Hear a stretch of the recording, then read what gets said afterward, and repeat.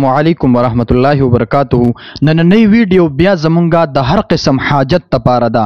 یقینا درته يم ډیر بهترین عمل دی دا چې څوک مو کې الله جل شانه به د هغه شرعي حاجت لازمی پوره کوي په هفته کې دنه پوره کوي.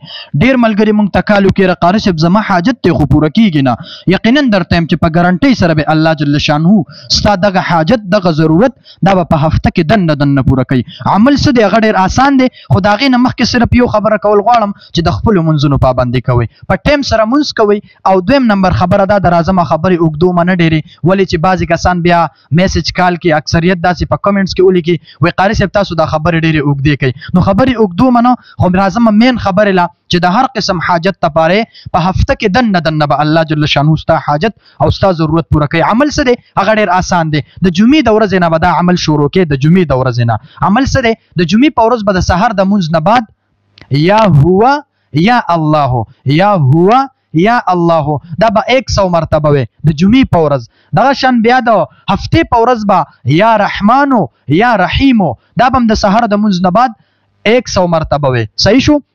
د هغې نه بعد بیا به د اتوار په ورځ یا واحد یا احد یا صمد دا به 100 مرتبه وي. دا به دغه شان د اتوار په ورځ د سحر د منځ نه بعد وي. د دې نه بعد بیا د فیر په ورځ باندې به یا ذل جلال والاکرام یا ذل جلال والاکرام دا به 100 مرتبه وي. او دا به د پیر په ورځ د سحر د منځ نه بعد وي. د سره به بیا د منګل په ورځ باندې یعنی د نخي په ورځ باندې به بیا یا حی یا قیوم یا حی یا قیوم دا بم 100 مرتبه وي. دا بم د سحر د منځ نه بعد وي. د دین بعد بیا د بت په ورځ به یا حنانو یا منانو یا خنانو یا منانو دا بم چې کوم دی د بت په ورځ د سحر د منځ نه بعد وي. دغه شان بیا د جمعرات په ورځ به یا مالک الملک یا مالک الملک یا ذل جلال والاکرام یا مالک الملک یا ذل جلال والاکرام دا بم د سحر د منځ نه بعد وي.